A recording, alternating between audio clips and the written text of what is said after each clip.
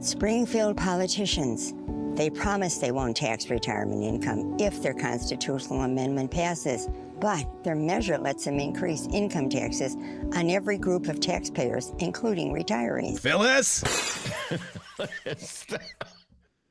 Oh, geez, it's the COVID. Every now and then it just kicks in. Yeah. That's a joke, ladies and gentlemen. It's a bad one. And Phyllis, I don't know, man. Can I just say that Phyllis commercial, we haven't played it in a while. We used to play it all the time. Illinois, heck of a job on that fair tax vote last year. You guys actually believed Phyllis. Don't make fun of people in California. The America I love. Sully! Sully. That's 2 days in a row now, Mr. Sully. That, of course, is Jesse Sullivan, the latest Republican to enter the race for governor of the state of Illinois. We will be having a field day with Sully on Friday, no doubt. What a week. Notice I got it correct, Dennis, huh? Yeah, you have anything to say when I get it right. Oh, yeah, but I had to change it. It was what a week it was, but you kept calling it what a week, so I hope you get it right, because I changed it. Hold on. Before we officially start the show, let me just take a moment to say, Dennis stole these words out of my mouth like 2 minutes ago for winning the air, but Dr. D was so far ahead of the game. Norm Macdonald died yesterday. It happened right. We were in the show. Dennis sent me a text. I didn't read it because I just, you never know if it's fake or phone. You know what I mean? It's just like this. People are always texting me stuff in the show, like this happened in real life. And there's so much phoniness out there. It's got me thinking twice, but yeah, he died. Very funny comedian. I really know him that well until I met young Dr. D. And Dr. D is a huge fan of Norm Macdonald. And we'd be driving those famous drives to and from work. Oh, Ben, you got to hear this. You got to hear that. He'd be playing Norm Macdonald bits, and they were hilarious, ladies and gentlemen. Okay? There's just something about the guy, so droll, so dry, and yet he had that sting. I just became a big fan of his. He got into trouble every now and then with his big mouth. We all get in trouble from time to time with our big mouths. Oh, there's a vacancy now. The funniest person alive has died. So, you know what I mean? That's how I feel. Yeah. That was my idol. My idol passed away last night. My hero. Yeah, no, you really loved him, Dennis. The doctor loved Norm Macdonald, and he does imitations. We'd be in the car, and I wouldn't even be listening to Norm Macdonald. Dennis, do Norm Macdonald, which was the one that I always made you do, the Gatlin Brothers one for when he was on Adam Carolla's show. You would do that one for me all the time. And I don't know. It was just that hog. Got to feed those hogs. Yeah, Norm Macdonald that's always been my tribute to Norm Macdonald. Who's going to feed them hogs? There's several Norm Macdonald references. Okay, your Ben Joravsky show for Wednesday, September 15th is just moments away. But before we do this, we need to thank our sponsors like SEIU Healthcare, Illinois, Indiana, the Chicago Federation of Labor, Chicago Teachers Union, and Chicago Reader. ChicagoReader.com for all things there is to know the city of Chicago, where to go, what to do, what to eat, what to drink, what kind of pot to smoke. Oh, my God. And so much more. Including the latest column from our very own Ben Joravsky. You'll read that and go, oh, my God, look at that thing here. Look at that article there. Chicago Reader, ChicagoReader.com. Check it out. If you want to help out this program, you can. ChicagoReader.com/Joravsky, J-O-R-A, V as in victory, S-K-Y.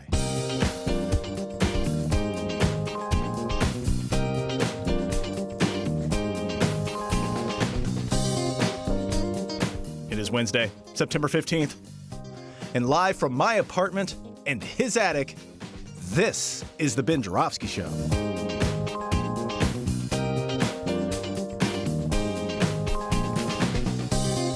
Today on the program, we welcome back legendary Chicago journalist Monroe Anderson, and we welcome back Mr. Sergio Mims.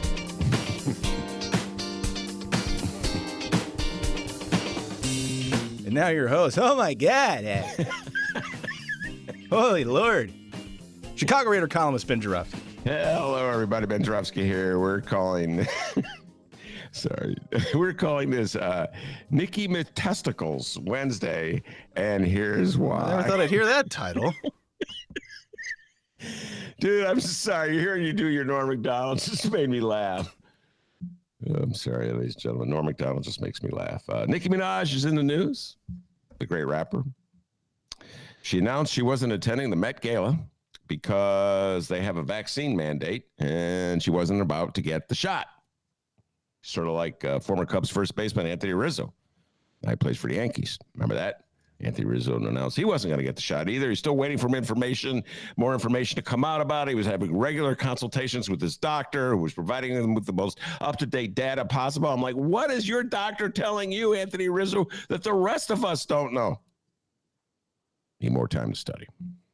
What does it do to you? What are the long-term health consequences before I stick that needle in my arm, et cetera, and so forth? I know about this, the Nicki Minaj stuff, because she tweeted it. I'll get to the details of her tweet in a minute, but first this whole episode and the fallout underscores one of my favorite little delightful moments about this culture wars we've been in for the last, I don't know, it seems like it's going on forever, D, at least this century. How you flip your allegiance to somebody issue by issue, overnight in some cases. So let me remind you. This is the same Nicki Minaj who supported Bernie Sanders, my beloved Bernie Sanders. And when she supported Bernie Sanders, I was going, yes, Nicki. Everybody listen to Nicki. And then MAGA, meanwhile, who can't stand Bernie Sanders, except to use him every now and then to like pick a fight with, get Democrats fighting with each other, which, by the way, always succeeds. I still have Dems telling me they're mad at Bernie Sanders for what happened in 2016. Still mad at Bernie Sanders for what? Standing up for Medicare for all. Anyway, when Nicki was endorsing Bernie Sanders, MAGA was saying, oh my God, who would listen to a rapper? MAGA's always doing flip-flops like this. It was even worse with Ice Cube. Ice Cube wrote one of the most notorious rap songs of all time, which I will now quote, "Fuck the Police." And when it came out, MAGA was like, ban that song. How dare you play a song that says fuck the police? They were trying to cancel Ice Cube's culture for writing that song. And then last year, Ice Cube kind of, sort of endorsed Trump. Remember that day he was playing footsie with Trump? Liberals and Dems went nuts. I was going nuts too. What are you doing, Ice Cube? And they're getting mad, you know, and they're tweeting all kinds of stuff. I didn't tweet, but all of a sudden, MAGA started quoting Ice Cube left and right. Started blasting Dems and liberals for canceling his culture. Yeah, MAGA loved Ice Cube last summer. They wanted to promote his culture, not cancel his culture. Remember that? They were using they were using Ice Cube to show how horrific Dems were to black people. Anyway, back to Nicki. She is now the fan of MAGA everywhere, and Dems are mad at her. Let's see. I'm going to call this up, D. Great moment. Here we go. Here's her tweet.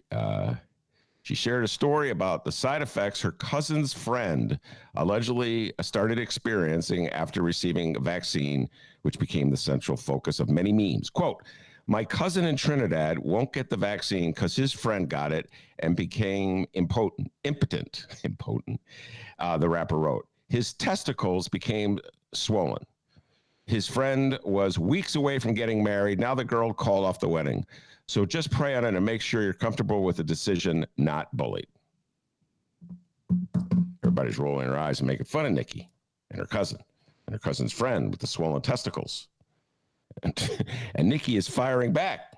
It's a great Twitter debate. I don't know if you noticed, Steve, but Nicki Minaj is defending herself. She's not backing off. I'm sorry. Just the thought of like calling them testicles. It's like everybody's trying to be real scientific about it. You know, she's a rapper. I don't know if she ever called them testicles in a rap lyric or anything, but you know, like when you really want to be scientific and stuff. It is a hard word to rhyme. Yeah, it's a hard word to rhyme. I don't know. It's funny. It's like when black people are trying to be really scientific and polite and stuff about white people, and they call them Caucasians. I always got a kick out of that. Caucasians. Mark Sims used to do that every now and then. I used to tease him. Mark, you don't have to call them Caucasians. White people. No, Ben, they're Caucasians. Okay. Testicles. Being real scientific. Anyway, guess who loves her? Tucker Carlson. This may be my favorite part of it, and this is the Ice Cube part of it. The flip-flop. Again, remember, Nicki Minaj supported Bernie Sanders. Right on, Nicki Minaj. Tucker's like, I don't know about this, man. There may be some truth to this rumor. You know, her cousin's friend in Trinidad may have swollen testicles. And we want to see that. We want the evidence, you know? I mean, like, nobody has ever heard anything, as far as I know, about the vaccine causing testicles to swell, but maybe it did for her cousin or her cousin's friend. So Tucker Carlson's like, hey, come on my show. I'd like to talk to you about this. He did. He invited the cousin. He said, I don't know if we have any listeners that were even aired in Trinidad, but if you are, if it gets to you, please come on our show. We'd like to hear your story.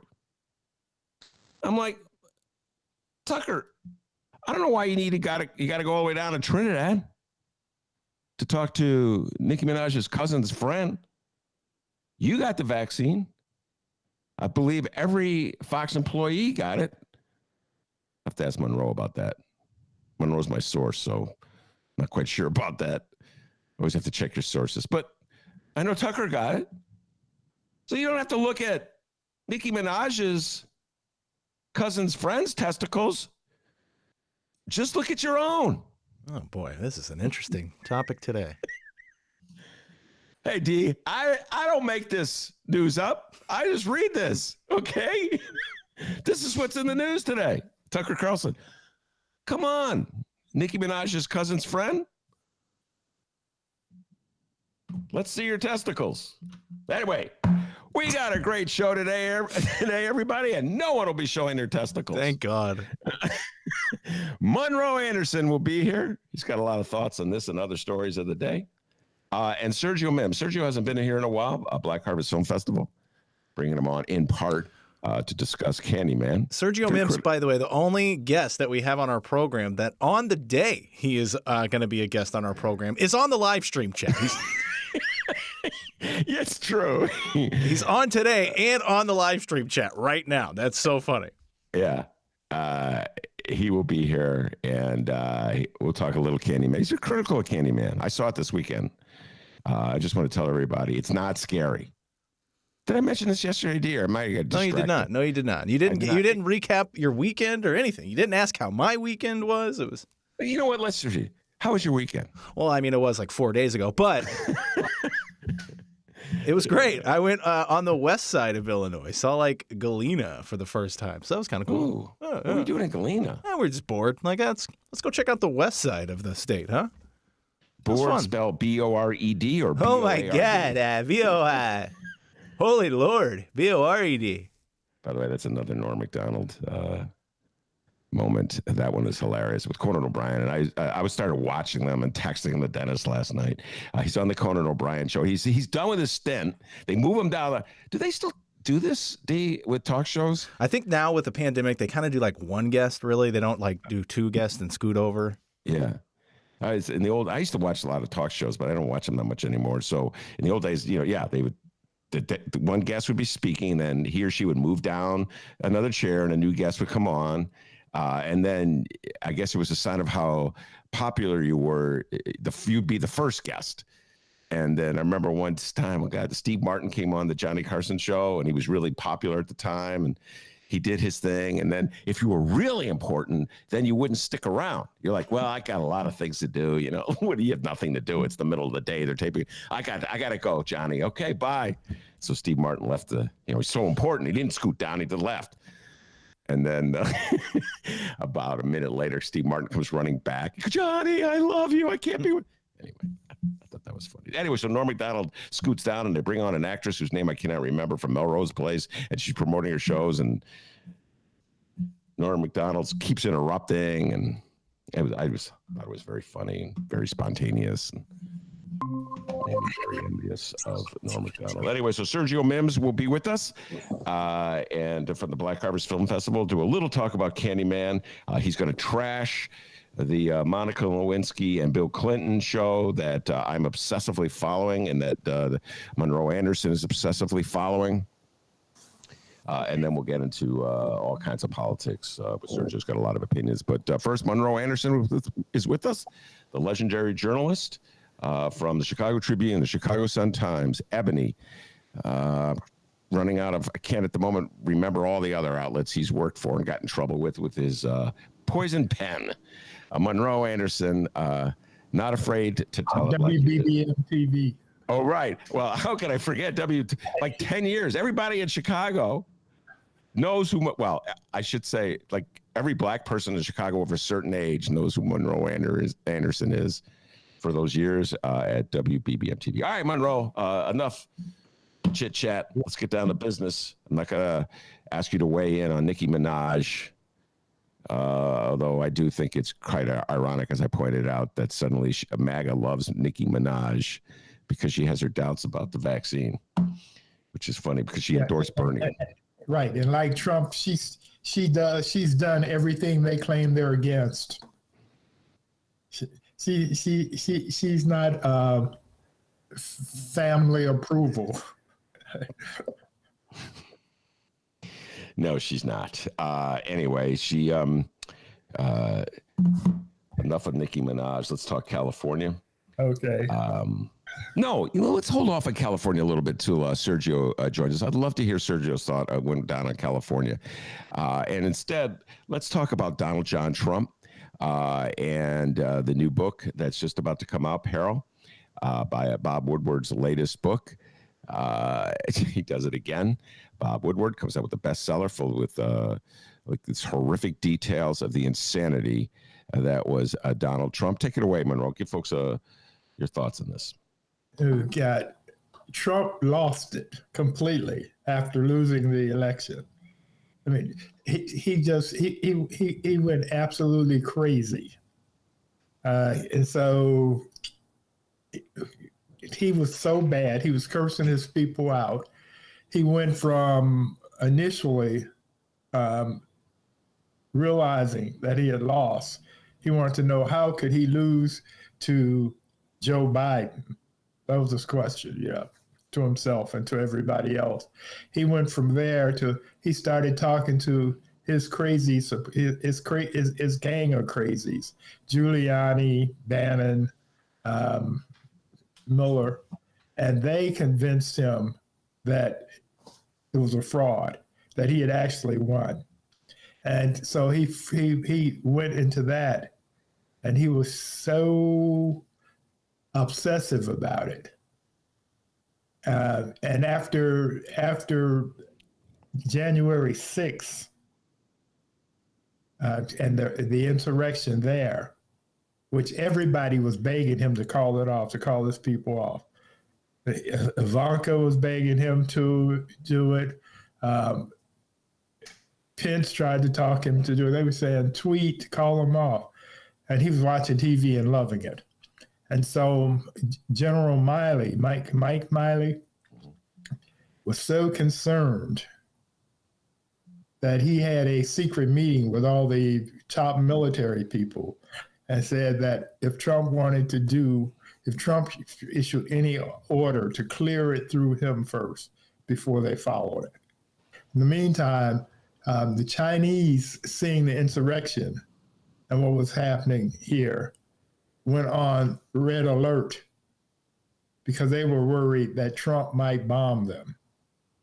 So Miley spends an hour and a half. Now, half of that because they had an interpreter. So it's probably more like a 45-minute conversation. But anyway, he talked to his counterpart in China for that time period, trying to convince him that there was nothing to worry about. Because he's worried about our being in a war with China. He's also worried about Trump wagging the dog and bombing Iran with a nuclear bomb. I mean, he was absolutely nuts, and they were crazy about him.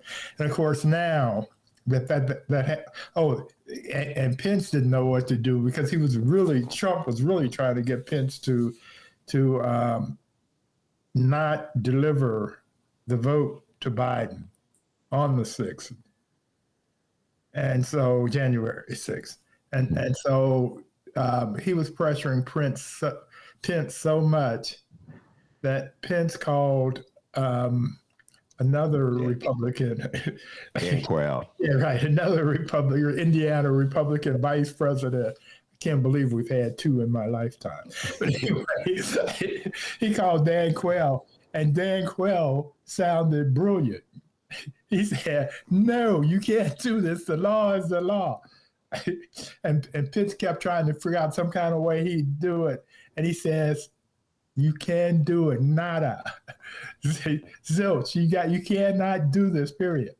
And so Pence then did the thing that he should have done, the honorable thing. And Trump told Pence that he wasn't his friend anymore. Okay, let me just pause you for. There's so much there. Sure. Okay, no. Okay. Just pause you with the honorable thing. Following the law is not the honorable. You know what I'm saying? It's like, right. Well, but I know what you meant when you said it. Right, exactly. But that's how low the bar is right now. You know what I'm saying? Right. Like we give honor to somebody because they recognize that their team lost the election. Right.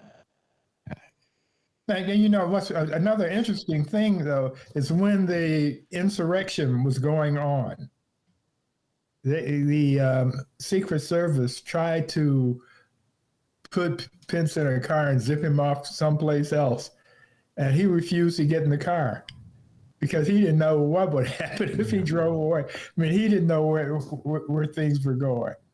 And the chief Secret Service guy that guarded him, he told him, "Well, I trust you, but I'm not leaving.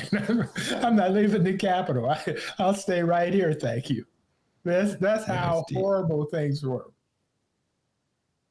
And the Republicans, I want to forget about it. You know, the past is past. You know, or somehow or other blame Nancy Pelosi for it. Yeah. Because Pelosi called Miley. This is another good part.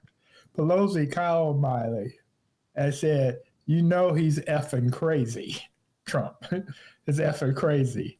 And she went through some of the stuff he was doing and had done. And Miley says to her, "I agree with everything you say." So, Trump is crazy, folks. Right. I mean, and I don't know if you could say this enough. I mean, we're holding back on California. Larry Elder, who was the leading Republican vote getter in the state of Florida. Of course, I would say Florida because California is the right of California is nuts as the one in Florida. Larry Elder is insane, and I've spent a lot of time in the last week watching Larry Elder clips. Monroe, I must be a masochist. Yeah, you are. And his debate where he was defending George Zimmerman for killing Trayvon Martin is utterly insane. Right. Yet 42% of the people who participated in that second question in California, it's very confusing, ladies and gentlemen, because not all the people who voted in the second part of the question. Very confusing system they have. Voted for Larry Elder. Right. No, the Democratic strategy on that was to not put any Democrat up. Yes. So that either you voted for Newsom or you voted for one of the 45 Republicans. But there was no Democrat. Well, there was one. That would have been a distraction. Yeah. There was at least one. And listen, I had guests on from California for the last several months, and I've been arguing, debating this point, and I disagreed with the official Democratic strategy. I wanted a safety net. Yeah. I wanted to protect California from a lunatic like Larry Elder. Yeah, except this strategy worked, and yours wouldn't have. But other than that, that's hilarious. Oh my! Oh, No, God. because if 20% of the Democrats had voted for this other guy, whoever it was, then it wouldn't have been as large a margin of victory. It could have. Well, No, you can vote in both sides. You could vote no, and then you could vote in the second question. Oh, yeah. Yeah, so it's like you But can vote. that was too distracting. Yeah, if you remember, I think it was a month ago we were talking about this. Yes. I said that their approach, the Democrats' approach, should be just no, period. Nothing else. Just no. Don't worry about anything else. No, and I, as much as I hate to concede that you were right, and all my other guests were right. Right. I hate it when I do that. I should stop. I don't like to say you're right, but you were right. And when you're right, you're right. To quote Jack Nicholson in Chinatown, but yeah, right. The thing is that I still. Even though it turned out just like you predicted, and just as all my guests from California told me, with a decisive victory, I don't have to worry about Governor Larry Elder. I still think the prospect of having that lunatic run the state of California was too scary not to have a safety net. That was just my position all along. And for a while, Monroe, it was questionable whether the no was going to prevail. Even now, with my dyslexia, it's hard for me to say that the correct vote was the no vote because that is just so counterintuitive. Utterly insane system they have in the state of California that the Republicans have successfully manipulated. Right. Well, they didn't successfully manipulate it. Ultimately, they failed. Well, they did in 2003, but... Yes, they did in 2003. But we had the Terminator. They had the Terminator. Yes. And he was much more moderate a candidate. Yeah, wow, what a different world that was. He was pro-choice. Right. Let's pause for that for a moment, Monroe. We've been making fun of the new candidate for governor on the Republican side. His name is Jesse Sullivan. There's no reason for you to know him. Because only people who are obsessively following Illinois politics have heard of him. But he raised $11 million from his friends in the high-tech industry in the Bay Area. And he's running for governor, and he's trying to run as a moderate. But this is where the Republican Party is right now, Monroe. Even a moderate, and I have moderate in quotes, is against abortion rights. Yeah, right.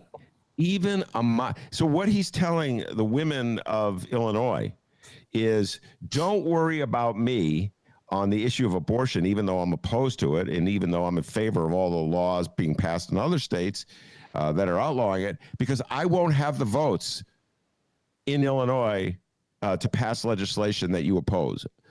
I know. What kind of message? That's I can't remember her name. The woman who's the lawyer for Trump, who said all kind of crazy stuff, and then QAnon stuff. God, what was her name? I'm not remembering it right now. But anyway, her defense when she was about to be brought up before the court was, what I said was so crazy, nobody who wasn't crazy would believe any of it. And that was her defense for the point she had made. No, that's where we are right now. And ultimately, just think about the Republican Party. Just think about our country, but let's just pause, take it first with the Republican Party. If you're anything resembling a serious human being, okay, and even if you have like most cold-hearted, free market, and I got that in quotes, attitudes about economy, which means, cutting aid to poor people and kicking them out on the street. Even if you subscribe to that notion that somehow or other that's good for them, and a minimum wage is bad for them, right? If you realize that the Trump wing, which is the Republican Party, is insane. Yes. And they look crazy. Right. So how do you navigate that? I was thinking about this when I wrote my column this week, when I read about the new guy running, Jesse Sullivan. How do you navigate that? Monroe, if you're a Republican and you got to win MAGA's votes without looking as nutty as MAGA. Help me out on that one, Monroe. What you do is you join with the other former Republicans and form the Lincoln Party or something like that, and leave the MAGA nuts to themselves, and they will, like a raisin in the sun, dry up and shrivel. Well, I think that's what Yang was talking about. He's talking about a third party, creating a third party. I don't know. I don't know if he's as far right as the Republican. I don't know if that could win you any elections. It may just become Democrats. I mean, realistically, Monroe, what they call the centrist wing of the Democratic Party, the Joe Manchin wing of the Democratic Party, it's not that much different than old-fashioned Republican moderates. Like, right. I mean, realistically, they're not. What's the difference between? No, there's difference. You know, if you Kinzinger. Adam Kinzinger. Yeah, Kinzinger. If you listen to him, I mean, he's very rational about Trump, but you listen to him on other issues. He's a Republican.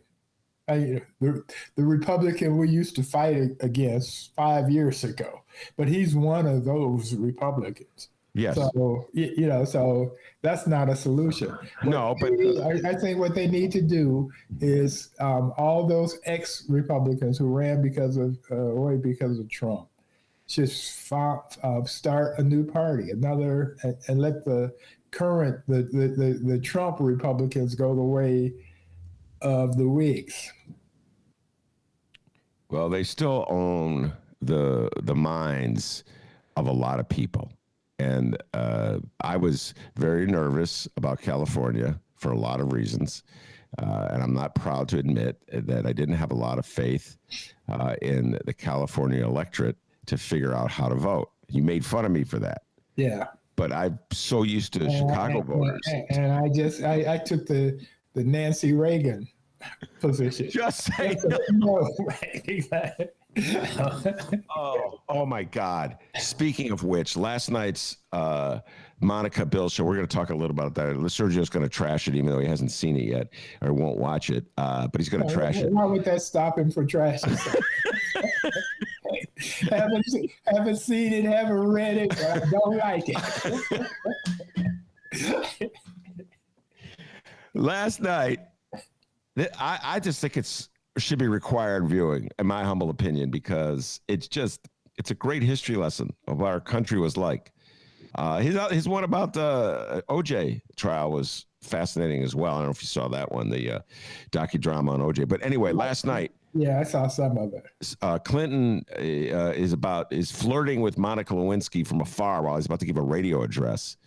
And then his radio address is about helping people deal with the scourge of drugs. And it brought me back to the 90s and the war on drugs and Just Say No, which Nancy Reagan began, and our just insanity about drugs in our country and our obsession with outlawing marijuana while half of the country is smoking it. Half of Clinton's staff was smoking reefer, Monroe, and he's giving that speech. And Clinton himself had been eating brownies. Yes, so, eating the brownies. Oh, didn't inhale. See, that's the thing that's really fascinating. Not only did we lose the war in Afghanistan, but we also lost the war on drugs. The drugs won. Drugs won, and thank God. Yeah, right. By the way, it's still not over. It's still. I have now. This is the libertarian me. I say legalize all of it, but it's still not over. There's still players in sports who are being punished for taking the wrong drugs. They won't tell you what it is. Right. And there's still people getting locked up for competing with the state's official drug market. Right. It's still illegal to sell drugs. So the war on drugs is, and there's the Republican Party. Well, Joe Biden's against legalization of marijuana. So, by the way, would you explain that to me, Monroe? Why is Joe Biden? Why? Yeah, go ahead. Explain that to me. I have no idea. I don't understand why anybody is against marijuana. Unless you have asthma or something like that. But Well, I'm not asking Joe Biden personally to smoke it. I don't understand why he's opposed to other people. right, I know. I have no idea. I haven't been able to figure that one out. All right, so before we take a break, especially somebody who was very instrumental in getting gay marriage legal. Joe, he forced Obama. All right, let me ask you this. Yeah. And get your thoughts on this. I won't be surprised you disagree with me. We've been known to disagree from time to time. I've always thought that whole Joe Biden, Barack Obama gay marriage thing was set up from the get-go. That Barack Obama, if you recall, began when he was running for state senate from a district in Hyde Park, was for gay marriage. This is in the 90s. Right. Then when he ran statewide as a senator, he was worried about downstate votes, so he evolved to being against gay marriage. Then once he was successfully in the White House a second time, so he was never going to run for office again, he had, in my humble opinion, Joe Biden, his vice president, release a trial balloon by saying Joe Biden, favored gay marriage. And then everybody said, oh, wait, that's a split because Obama hasn't officially endorsed gay marriage. And when the walls of the White House didn't cave in with that, then all of a sudden Obama said, oh, yeah, I'm for gay marriage. Next thing you know, they're celebrating gay marriages, and the White House they've got images of the White House with the rainbow flag around it. And I'm like, what a load of I think Biden did that on his own, because I've read that Obama was pissed off when Biden did that. He quit having lunch with him for a couple of 2 or 3 Fridays. Oh, God. He quit having. That's it, Joe. No lunch for you. Exactly. You have lunch by yourself. Oh, Lord. Well, I don't know. Sometimes I think the whole thing is a hoax, but I'm so used to. And it could be, but if so, they played it very well, because I'm telling you, the reports I read was that Obama was really upset with him about that. Well, okay. Who Obama knows? wasn't a leader. Yeah. But what about Obama and those evolutions? Come on, Monroe. First he was for it, then he was against it, then he was for it again. I presume now that he's not running for office, he's going to be permanently for it, although he could have another evolution. Okay. Obama is a politician. Yes. We cannot forget that. Right. Obama is a politician, and he's a master of the game, ladies and gentlemen. He was elected president of the United States, and that's something. After getting trounced by Bobby Rush in the year 2000, and I definitely would have voted for Bobby Rush in that election. All right. We're going to take a break. When we return, our good friend Sergio Mims will join us. I'm sure he's got a lot to talk about. I know he does. So stick around, folks. We'll be right back after this.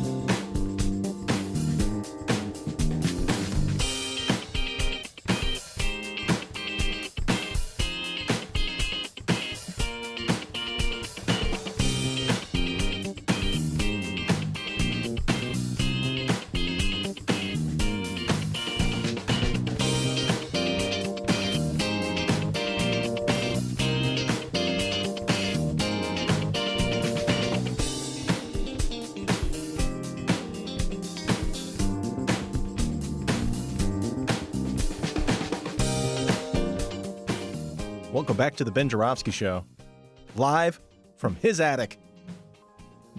Yes, I am live from my attic, and Monroe is in his apartment or his home. I'm in my media loft. He's in his media loft on the north side of Chicago, and after promising that Sergio Mims would join us, he's not with us. I don't know where he is right now, Monroe. He's probably trying to figure this. Either that or he's arguing with himself. Here he is, Sergio Mims. I knew that would get it. Welcome back, Cotter. Welcome to the show, Sergio. Oh, my balls! Ooh. Oh, There he is. A lot of reverb there, Yeah, Sergio, make sure maybe your speakers are up a little bit. Maybe turn your we speakers. should be fine now. Oh, okay. Okay, sounds good. I'm sorry, my balls are aching. Oh, Nicki Minaj. oh, Oh, they're the size of watermelon. So, yeah, Nicki by the way, Minaj. can I say something? No. I don't. This light. I can always say something. I don't use the word Caucasian. I don't like that term. I don't like it. I prefer white devils. Okay. Shout out to Elijah Muhammad. Oh, you heard my opium. Except when he's around white people, that is yes, sir, no, ma'am. Stop that. You know what? So, Monroe, you missed that opening bit because you were out still eating breakfast, but Sergio heard it. And so I was talking about how Nicki Minaj, when she was giving her thoughts on the vaccine, said that her cousin has a friend who was vaccinated, and his testicles swollen, and she used the word testicles. And I said, it's interesting. She's trying to be all scientific instead of calling them balls or whatever, which is what she called testicles. I go, it reminds me when black people are trying to be nice or scientific or whatever, and they refer to white people as Caucasians, which is always funny. Like, no white guy I know calls another white guy a Caucasian. But, you know. Well, that's because you're the default race in America. Yeah. So you don't I have to kind of give like them the white devils. an explanation, right? All right, Sergio, we already kind of threw you under the bus, so why don't you get a chance to defend yourself? I've been listening to him. I've been hearing what he's been saying. So you did not, I presume, watch episode 2, Ryan Murphy's epic on the Lewinsky-Clinton affair. Am I correct in that? I don't want to see any show about the Clintons. I've had enough. I've had enough. I've had absolutely enough. I agree with you, Ben. I think they poisoned a well when they were in office. And I think that the country had really changed.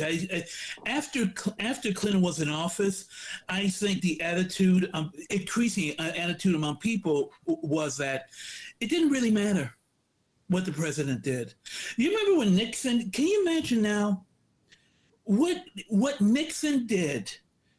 He was forced to resign, and what did he do?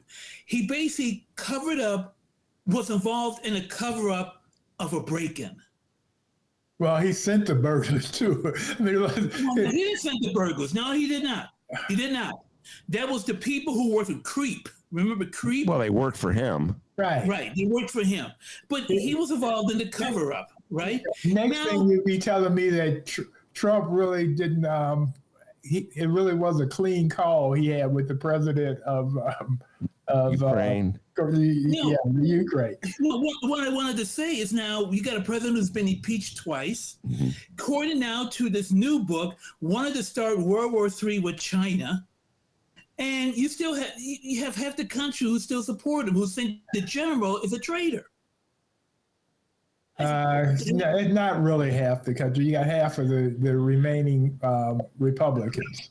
Well, but this is what I was getting at before we took the break. And Sergio, I think I actually agree with Sergio on this point, and that is this: when you think of in terms of electoral map, it's very close as to who will control the White House. The portion of the country that thinks Miley's a traitor because he tried to avoid a war with China, or the portion of the country that thinks insanity reigns in the Republican Party. So I think, Sergio, that's your overall point, that it's still frightening close to have the lunatics in charge. Is that the point you were trying to make? Right. And the fact is that you may call this a stretch, but I won't want to trace what Clinton did all the way to what we had with Trump, or in effect still having with Trump. This poisoning of the well of politics. You know, you can say, well, what about an outlier? Considering what's happened since then. Then you had after him, after Clinton, you had Bush. And God knows all the things that happened when Bush was president. You know, I don't care about the speech he made the other day equating the terrorists of 9/11 to the people of January 6th. People are now practically calling Bush the new Lincoln. No, I still remember what he did. I still think it was a phony war. You know, we had a brief respite with the Obamas, and then we had Trump. It's just this poison of the well in the White House. I trace it all to Clinton. Well, sorry, I'm not saying the Clintons. I would never like the Clintons. I think you could go a little further back than that if you don't want to do Nixon. But Harding? No. I believe in our lifetime, we're all roughly the same age, that it's become clear that our presidents just routinely lie to us on all kinds of matters, big and small. And that every moment where you think there's supposed to be national unity and we're all together around one effort or one struggle, if you will, it all turns out to be BS. So the war in Vietnam, which was raging when we were kids,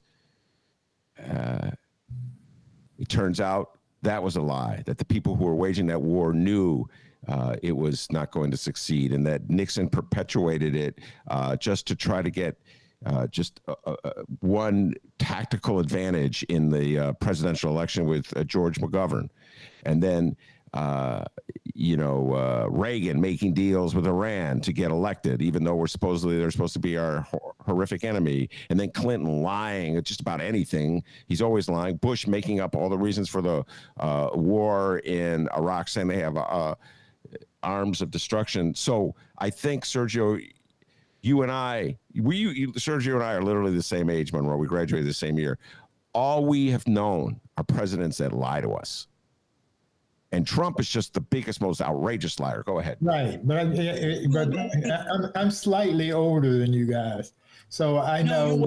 You were way older. You were around when Woodrow Wilson was president. Okay? let's keep it a buck, right?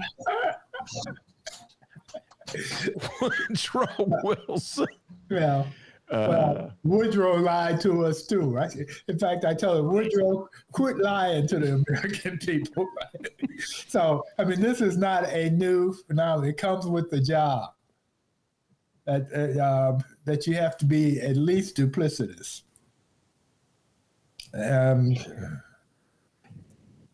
You have to be duplicitous? Yeah. I mean, that is the most cynical thing I've ever heard you say, Monroe. Yeah, right. I know. No, it's true. It's true, unfortunately. What do you think about that, Sergio? Do you have to be duplicitous to be a president of the United States? That's a very downbeat, cynical way of looking at things. We want to think that our presidents are representative of a better nature. That's what we like to think. They rarely are. Right. But that's what we want to believe, right? Even though Trump inverted that, that's what, in effect, made him so popular. I am the worst of you. I reflect the base of you. And that's what got him elected, quite honestly. There are a lot of really evil, rotten people in the world. They voted for him, And unfortunately, as I've said before, and you agree with me, he had the one big advantage is that he ran against the worst candidate the Democrats could have picked. Hillary Clinton, somebody once said, Somebody once said about. I never agreed with you on that. No, she was the worst. And somebody once said about court. She wasn't the one. She was a terrible campaigner. Boy, she was bad. Trump was a worse candidate than she was. But we've had this argument before, and I'm tired of winning. So no, you know why? No, you know why she was the worst. You know, we're really getting this whole damn election again. When you run for president of any office, all you have to do is tell people how their lives are going to be better when they're in office. That's all you got to do. It's BS, but that's what you got to do. She couldn't do that. Oh, she did that's that. What Trump did. That's what Trump did. That's what Trump did for white guys. He constantly told white people, "This is how I'm going to make your life better." Yeah, as right. He got over. You know, and Hillary Clinton, how are you going to make my life better? Crickets. I don't hear it. She did. No, she had all sorts of platforms or whatever. She didn't have a bumper sticker. That was the difference. Stronger together. Right, exactly. Her Trump's bumper sticker was better than her bumper sticker. But it was a hell of a bumper sticker. What? It was a hell of a bumper sticker because what it meant was make America great again. Let's make America back to 1948. Right. That's easy to understand. Listen, I know it's kind of strange in the year 2021 to be debating the 2016 election, Hillary versus. You started it when you brought up that Clinton show. No, but I think it's surprisingly relevant, Sergio, as weird as it sounds, because I do believe that the inability of Hillary Clinton to win that election, she won the popular vote, but to win the electoral college election, her inability exposes some weaknesses in the Democratic Party that are the results of the way her husband and his allies ran the party and ran the country in the 1990s. And the Dems, their whole strategy is hoping that the country will be revolted by the insanity of Donald Trump. Monroe and I have talked about this. We were just talking about this today before we came on the air, that the whole strategy for the Democratic Party will be to portray Trump as the lunatic that he is and hope that that'll be enough to prevail. Well, what do you represent, Dems? What do you bring to the table as opposed to not being Trump? And Hillary Clinton failed on that effort, Sergio, in my humble opinion, because she spent the whole primary running away from Bernie on the fundamental issue of fairness and equity in terms of Medicare for all, saying we can't afford it. That's ridiculous. And how about when Bernie said we should have free college for all? She had Congressman John Lewis go out and say, that's a pipe dream. It'll never. She used John Lewis to defeat Bernie's argument that we need college for all. I think that's a flaw that the Democratic Party will keep the Democrats from achieving any kind of electoral success that is not linked to Trump. Your response, Sergio Mims. Okay, going to your point, let me talk about something that happened more recently. I'm talking about tone deafness of the Democrats. You probably saw what happened. You know, over the weekend, they had the Met Gala. The Met Gala is this big thing they put by Vogue magazine every year. All the celebrities are invited. You're not a celebrity, you're invited by this. And they wore the most outrageous outfits, right? AOC shows up in this couture dress that has on the back, tax the rich. Tickets are $30,000 a piece. Now, granted, it goes to charity, but $30,000 a piece.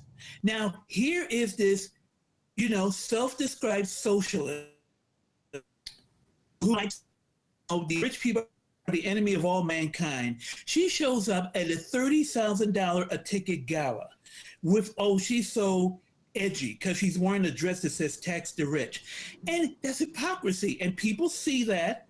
Speaking of hypocrisy, my dear friends who's pointing this out. If he could have crashed the party, he would have been there. Because I'm not going around saying that rich people are the enemy. I want to be rich. I don't have rich people, right? I'm not a hypocrite. Of course I would have been there. But but the point is that that's what's her image. While you're on that, Sergio, while you're on that, the reason that the MAGA people hate the libs so much is because we control the culture. Ivanka would have loved to have been invited to that event. She wasn't. Melania would have loved to have been, but they're not hip enough. They're not enough to be in that crowd. And that's where the culture is. That's where the influence of the culture. That was an American event, a real American event, not one of those pseudo-American events that the conservatives claim they have when they have these stupid rallies attacking women and black people. You see, that goes back to my old theory about it all goes back to high school. All these guys who clicked, who were too square, they weren't athletic enough, everybody laughed at them, they got the C's and D's, and that resentment just stays on. Look at that guy you were just talking about, Larry Elder, who had a commercial on TV where this old nerdy guy says, I hate Gavin Newsom because he looks like the guy who took my girlfriend in high school. That was a real commercial.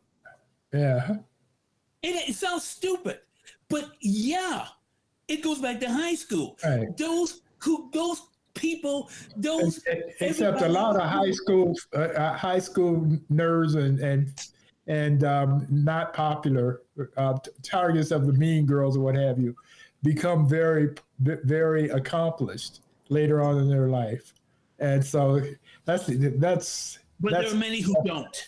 Yeah, right. No, so it's a slight problem. All right, I'm going to go back and defend AOC, Sergio, and I'd love to get Monroe's thoughts on this as well. Because that's where you started, saying that the hypocrisy of the Democrats is that AOC showed up at this gala with this expensive dress on that said tax the rich. And I would point out that the marketing genius of AOC is she's, as Monroe pointed out, she's very much part of the celebrity culture. And she uses her platform to advocate for good causes that would otherwise be lost in the shuffle. And one of the fundamental causes of our time that we struggle with, not just nationwide, but right here in Chicago and the state of Illinois, is fairness when it comes to taxation. So how are we going to raise the money to pay for the programs that we need? And the liberals and the lefties like myself, we believe in raising the rates on the wealthiest people. And so what AOC did was use that platform with the wealthiest of the wealthiest people to advocate the most basic, essential issue that the Democrats should be pounding, the one that Hillary Clinton ran away from in 2016, one that Dems run away from time after time, which is that the only fair way to fund government is to have a progressive tax. So I give her credit for using that moment in the spotlight to advocate. Go ahead. Good point. And I have a question for Sergio. Sergio, if AOC had called you up and said, I want you to accompany me to this party, and I'm going to wear this tax the rich dress. Don't you think it's nice? What part of that would you have turned down? I'm listening. I'm listening. I don't hear. Did your computer die? You got a technical problem there? Hello, I can't hear you. Hello? Is the speaker on? Turn up your microphone, Monroe. I can't hear you. Yeah, no, I think we all would have been right there. If AOC had called one of us. Actually, the irony, Monroe, is that the one she would call is Sergio. Of the three of us, I would put my in the unlikely event that she would call anyone. It's of this three, and it is He's the guy who runs the Black Harvest Film Festival. He's the guy, you know what I'm saying? So, also because I'm the best looking of the three. I'm including Dennis too. Hey, yeah. Talk about Black Harvest. Let me just take a little point to break out here and say that we are literally right in the midst of finalizing the festival. We hope to have a complete schedule by at least first week of October. Mm-hmm. The dates are once again November 4th to December 2nd. This thing's going to be huge. This thing's going to be very huge. We'll be in the theater in the Gene Sisco Film Center. Physically in the theater. What? Physically in the theater. Yeah, we'll be. It's already open. The theater's been open. No, the theater's been open for over a month. No. We'll be back there now. It's leading, right? We're hoping by November that it, not at full capacity, something close to it. Okay, there'll be some stuff might be doing streaming soon, but we're putting together a festival. You know, we want to say and we have a major retrospective we're going to do. We're going to do a sneak preview of a big Hollywood movie. We've got, oh my gosh, we got all kinds of new films that document. Huge. I'm very happy and very excited. You know, more details and everything next month when I'm on your show again. Yeah, we'll do a whole preview of what we're going to do, but it's and I'm very happy, and you know, So are you going to have Punch 9, or I only get? We're working on that. We are working on that. We're working on doing a joint thing with the Chicago National Film Festival. Okay. We're working on that. Punch 9 is the new documentary, long in the works, about the election of Harold Washington. Yeah, I know. When they interviewed me, I was a young man. I know. Your hair was still black. Anyway, and I have a feeling when this film is shown, there won't be a dry eye in the house. Punch 9? I saw 2 years ago, I saw half an hour of footage. This is a feature, but half an hour of footage. And just to remember those days, you know, when Harold Washington was against, oh gosh, what's his name now? Bernie Epton. Vote for Bernie. Yeah. Before it's too late. Before it's too late. Vote for Bernie before it's too late. Yeah. Chicago. God, I could talk about this forever, but Chicago lost. And that was my introduction to Chicago, Monroe. I had just moved here. I'd grown up in Evanston. So, like, Evanston's liberal land. Like, whatever your real feelings are, you profess certain feelings. Do you follow what I'm saying, Monroe? Yeah. And I come to Chicago, and white people are just saying what's coming out of their mouth. I'm like, whoa. Did you have Black History Month in the public schools of Chicago? The day after Harold won, I was on, I think it was WLS. But it was one of these stations that white people listen to and black people don't. I can't remember. And these people were calling in, and they were so upset. They were saying, they tricked us. And I'm trying to be nice. So I said, no. I said, the problem is the media didn't prepare you for what was going to happen. It wasn't a trick. You know, they didn't tell you, the media didn't tell you the truth on it. Which, of course, endeared me with the Tribune. But, radio saying that sort of thing. But I remember a week before the election, I was a nervous wreck. I was such in a hyped up state because of this fear that Epton was going to win or it'd be something ugly. And I was downtown, and I ran into a guy who was working on Washington's campaign, who I knew. And this was like on a corner of Randolph and State Street. I ran into him. And I was like, what are we going to do? What are we going to do? He said, Sergio, we got it. It's okay. Calm down. But you don't understand. Sergio, we got it. Okay, we got it. Okay? Yeah. Because it just, the insanity at the time, people, it was so intense. It was so fraught with tension, that whole election and the times. And I still remember like it was yesterday. No, I can sympathize with you, Sergio. And it's much the relationship I have with Monroe, actually, where he's always talking me off the ledge when it comes to elections. So, for instance, this last one, I was nervous about California, and the New York Times, I'm blaming them. I think they figured out that a good strategy to get clicks is to scare liberals. Right. So the New York Times ran one article after another about what had happened if Larry Elder was governor of the state of California, and each scenario was more horrific, Sergio, than the next one. The guy's a lunatic.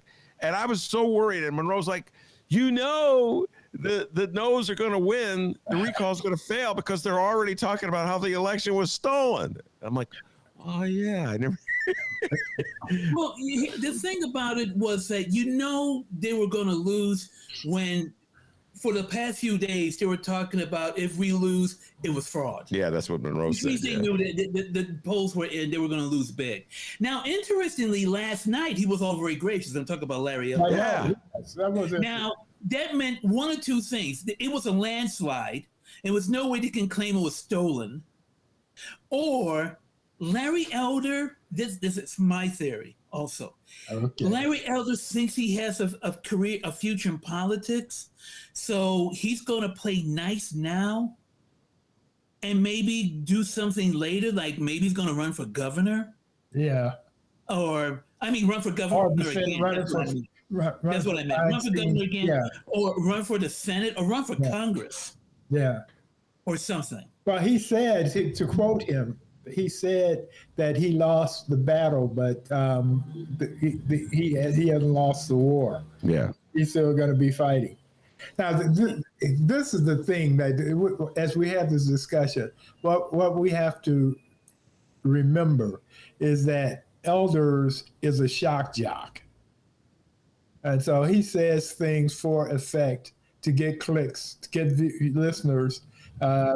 And we have no idea of what his true beliefs are, if he has any. Yeah, no. In fact, Monroe, to that point, there was an essay. I can't remember where I read it. It was written, I want to say the New York Times. Anyway, it was about a woman writing about the time she was on his show. And he said all these outrageous things. And then during the breaks for commercials, he was sort of indicating that it was all a game. Yeah. You know what I'm saying? This is what he's doing. And Monroe and I talk about this all the time, Sergio. Like, if Monroe wanted to make serious money, all you would have to do is become a Republican, tell the Republicans exactly what they want to hear. No, you're talking about black Republicans. Black people can make serious money just saying whatever the Republicans and the Trump MAGA wants to hear, and they'll be beloved. Yeah, because Fox, when he started working there, I'm blanking on his name now, but the black guy there, Fox gave him $2 million a year. You talk about Juan Williams? Yeah, Juan. They gave Juan $2 million a year. Yeah, but the thing is that, like, Candace Owen, if you know her background, just a few years ago, she was a big anti-Trump person. The background, she just switched over because the money is there. Yeah. And then Larry Elder's been a fraud. he makes Steven in Django Unchained look like Elijah Muhammad. And I was like, how, no conscionable person, as they say, black person could say the things he says. You have to say to yourself, he can't really believe that. He really believes that. And he doesn't. He does. I would bet that he doesn't. No, he doesn't. But and in fact, I would not be surprised if he didn't vote for Obama, because a lot of black Republicans did. First time or second time? First time. I don't know about second time. Well, look, this is the guy who actually once wrote an article saying that black men are more violent than any other group of people. Black men are more violent. He would go that all the time. And then you saw what happened months ago. Came out that his girlfriend claimed he beat her up. He shoved the gun in her face. He's speaking from personal experience. Yeah, I said the motherfucker was talking about himself. Right. He should know. All right, let's. I want to switch it to a local story that Sergio alerted me to, and thank you, Sergio, for alerting me to. I don't know how I missed this, and he sent me the link. I got a homework assignment from Sergio, which I dutifully did. Okay, I did my homework, Sergio, and this one. I'm really glad you sent this to me, Sergio. And Monroe, I don't know if you saw this, but so I'll just give a little introduction and get Sergio to comment and then you to comment. So this talks about, this really is a reflection of where the Republican Party is right now. And why, even though I have so much trouble with the demi wing of the Democratic Party, I got no place to go.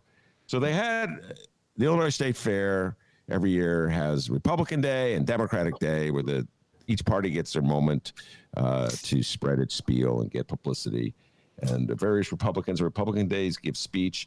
And a gentleman whose name is Paul Palazzolo, I hope I'm pronouncing it right, Palazzolo, who is the county clerk of Sangamon County, downstate county, gave a speech. And I don't know how I didn't see this, Sergio, but Sergio saw it and alerted me to it. In his speech, it was an attempt at humor. And he made fat jokes about J.B. Pritzker. And then he started making, quote unquote, ugly women jokes about Nancy Pelosi. And it just bombed. He's not funny. The jokes weren't funny.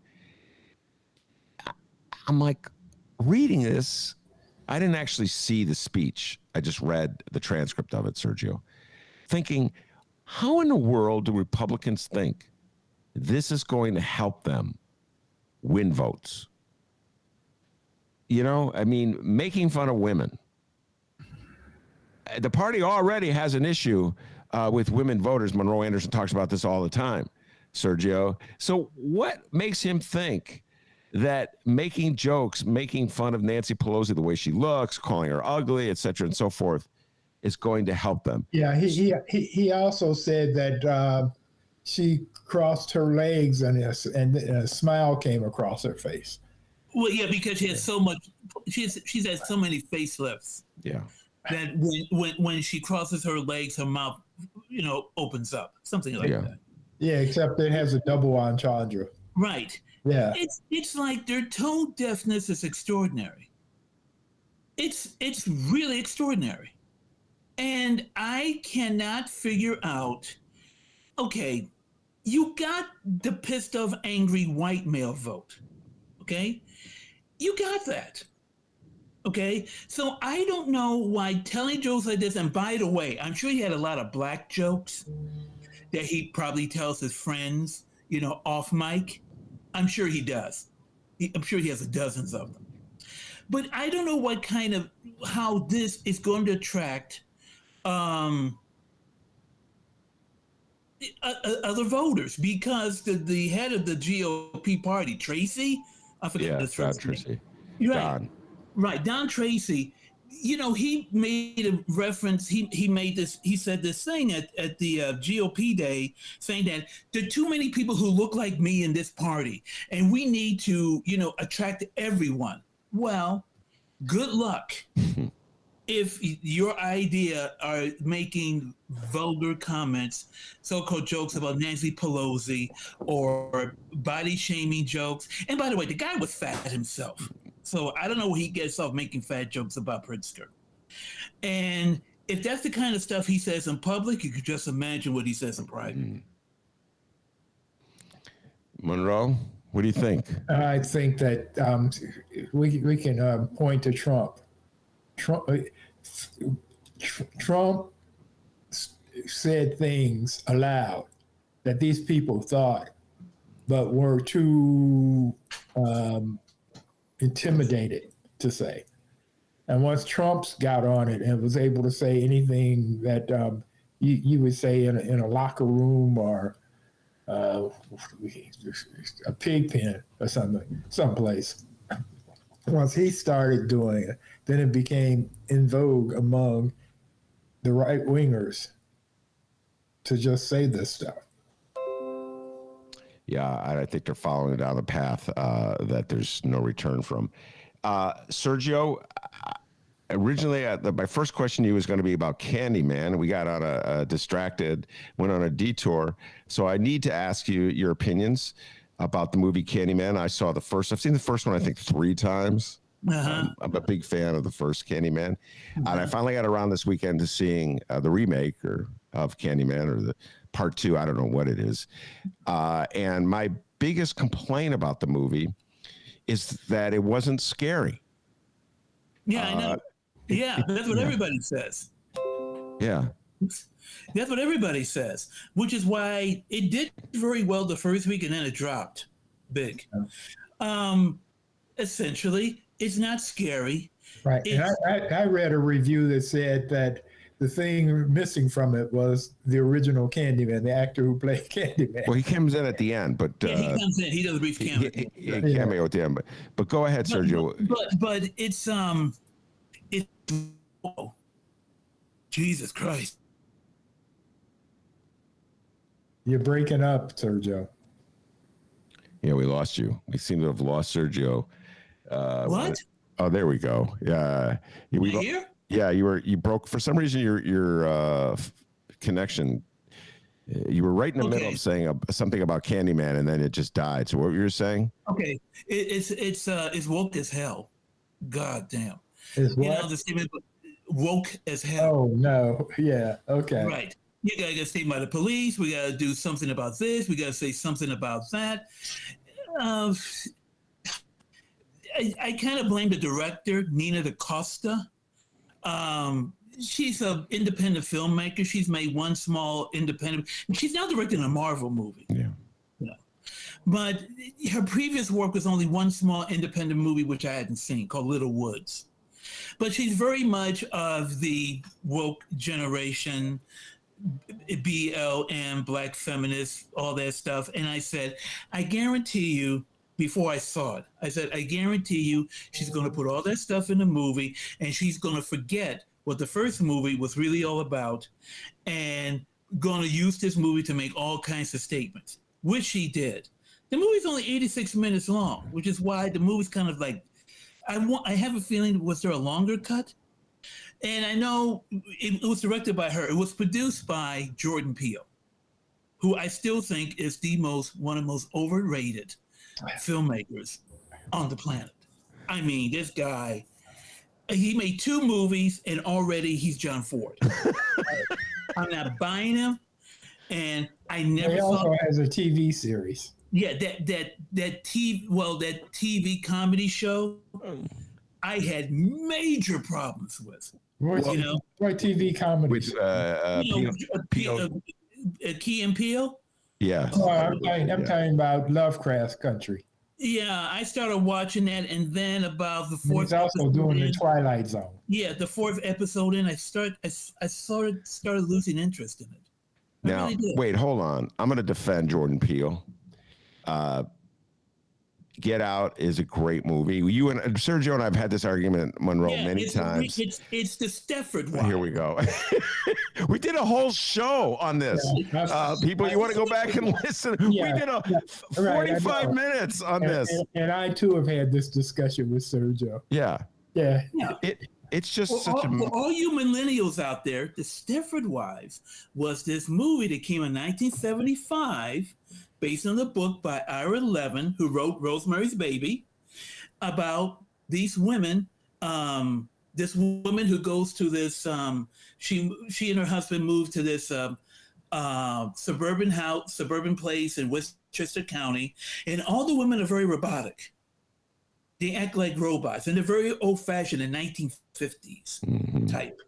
And she can't figure out what's going on. And eventually she finds out that these guys go to this town, basically have their wives killed and replaced by androids who look just like them. Yeah.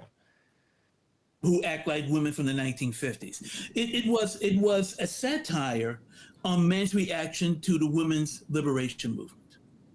Okay, Jordan Peele said, what if I put black people in that? And that's the movie. Yeah. Now, Us is a better movie, you know, but I still had suspicions with him since that comedy show. The comedy show, okay, here's why I go with the comedy show. I never thought it was funny. Monroe thought it was hysterical. He actually showed me episodes. I said, what? Yeah. This show does not make me laugh. And I couldn't figure out what the problem was. And then I saw the movie Keanu. Remember Keanu? Oh, it was terrible. Terrible. Okay. Terrible. One of the worst movies of all time. Yeah, I know. Yeah. Oh, it's horrible. I didn't see it. Don't see it. Yeah. Yeah, it's about two black nerdy guys. Yeah. Essentially biracial guys, okay? Yeah. Whose cat is stolen by some drug dealer. So they have to act black to infiltrate the gang to get their cat back. And then when I saw it, I said, that's the problem. These are two biracial guys who grew up being rejected by the black kids, and the white people didn't like them, rejected them. So what do? They make a show where they make fun of black culture and black tradition. And I said, that's why that show's not funny. No. Well, all right, time out. They're not laughing with us. They're laughing at us. That's not funny. Did you ever see the one where he's a substitute teacher? From with the names, the name. Come on, Sergio, you were laughing at that one. Now, I know you were laughing at that one. I said it's like, gee, aren't black people really, really weird? Wow, they're like from a different planet. Let's do a whole series where we kind of mock who they are. And I go like, and about it, I'm not the first person who says that. There have been other people in articles that have mentioned the same thing. So this is just not me. Okay, but you know what? I'm going to say this about that. Even if it wasn't just you, own it. That, you know what I mean? You don't have to defend what you're saying by saying other people agree, because half the time I say stuff, Sergio, nobody agrees with it. Okay, I own it, right? Own it, man. You say it, you believe it. And when they'll never be as funny. They'll never be as funny. You didn't think his the Obama alternate personality was funny? The angry Obama? You didn't think that was funny? I thought that was lame. Luther, was his name? That was lame. Luther, yeah. But that was a lame skit. I got to tell you, Sergio, you are so right about Kino. Is that what it's called? Keanu. It was Keanu, Keanu Reeves, Keanu Reeves. It was embarrassingly bad. But I did completely disagree with you about Get Out. And I also loved, and the first time I saw Us, I couldn't hear it well because the sound was garbled at the theater I saw it. And then I've subsequently watched it on my TV set with subtitles. So I heard it clear. I mean, I read it. So I thought it was a great flick too. Now that was a scary movie. And now he's got a new film coming out. I can't remember the name of it now.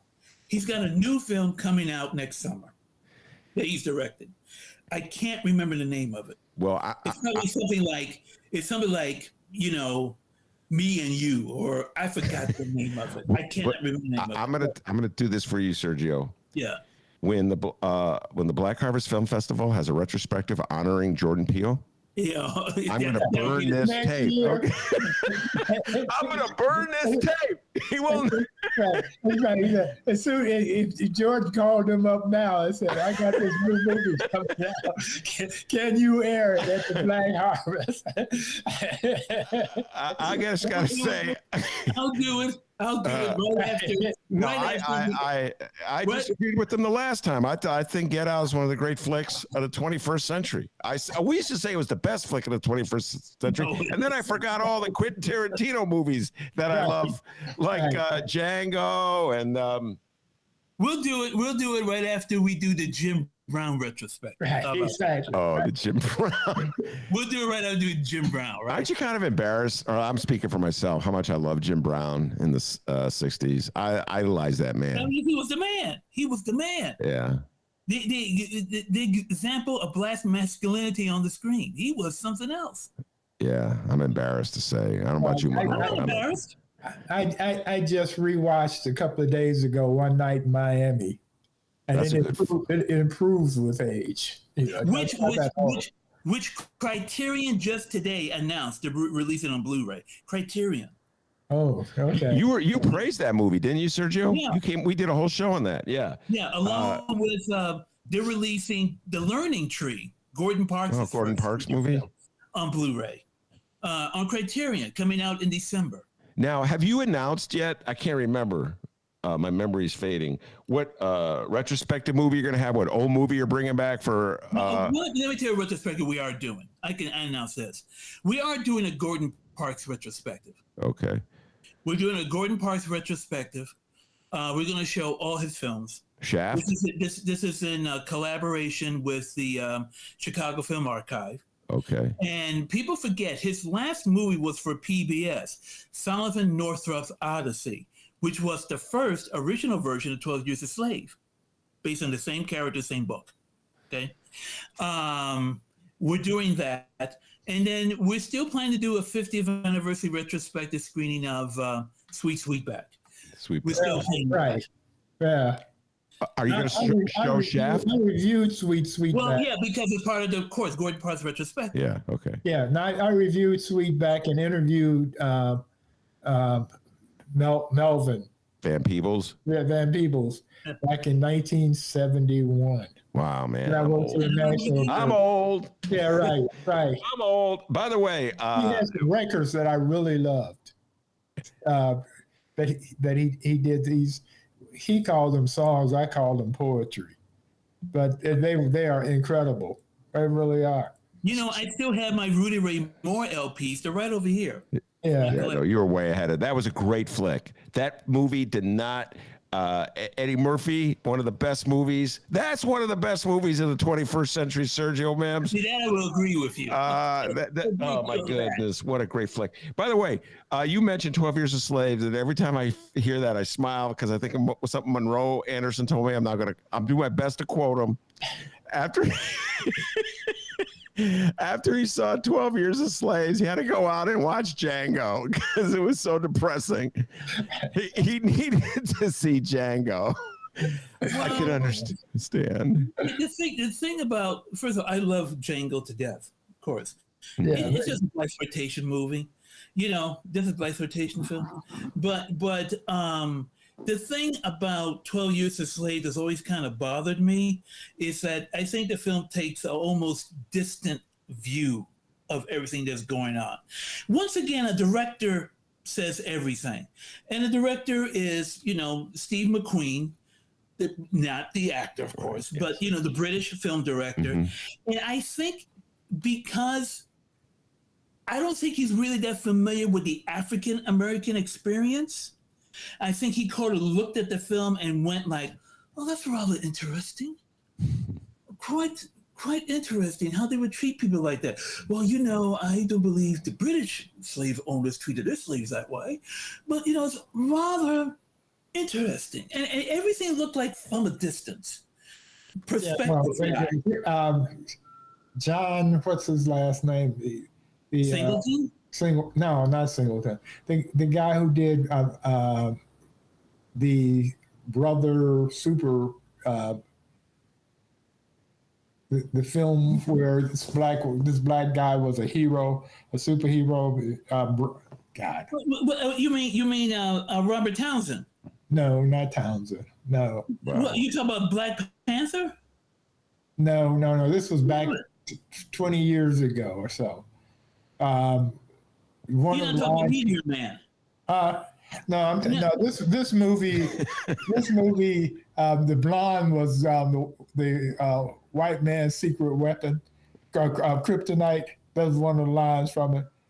Oh, you're talking about Undercover Brother. Undercover Brother, right. Yeah. Right, exactly. John, I can't remember. John Ridley. Huh? Ridley. Yeah, Ridley. Yeah. Well, he wrote it. He wrote the 12 Years a Slave. And I know. The thing is, he did this article. I don't know if you read it prior to that, about the two type of black people. The black people, there's niggas, and how the niggas were screwing everything up for the black folks. That's all. Oh, that article. Yeah, right. That controversial article. Right, right, right. Hey, guess So what? I've never been a fan of his. Huh? Since he wrote that article. What? Right. Hey, guess what? What? He came to Black Harvest. And I got news for you, ladies and gentlemen. We'll close it with this. Jordan Peele will be more than welcome at Black Harvest. I will have my ticket. I'll be sitting there for every single movie, and I'll be enjoying when Sergio interviews them, like he interviews all the directors. And hopefully some episodes of Key and Peele. And episode maybe he'll bring Michael Key, and they could do some spontaneous stuff. And Monroe and I will be sitting next to each other eating popcorn and laughing. Right. Because I do believe that Jordan Peele is an extraordinarily talented movie maker. And Sergio, you and I will be 100 years old and disagreeing on this. Right. Whether it comes from Stepford Wives or not, Get Out is a great flick. Well, I'll be 100 years old. I don't know where you'll be. Well, when you're 100, I'm 100. Because guess what? We're the same age, Sergio Mims. All right, that's enough of the show. We're running out of time. Google Meet is telling me they're about to cut us off. Yeah. So I want to thank Monroe and Sergio. This is a lot of fun. I should have you guys paired more often. These guys are old friends. They go way back. As you might have actually, this is the first time I ever met him. I don't know this guy. Never even heard of him before. Never even heard of him before. So I want to thank Monroe Anderson and Sergio Mims, and of course, the man, the myth, the legend, the pride of joy at Alton, Illinois, without whom the show would be possible. And as Monroe Anderson, Sergio Mims, and Jordan Peele will tell you, back home at Alton, they call him White Lightning. Give yourself a raise, take it out of petty cash. See you tomorrow, everybody.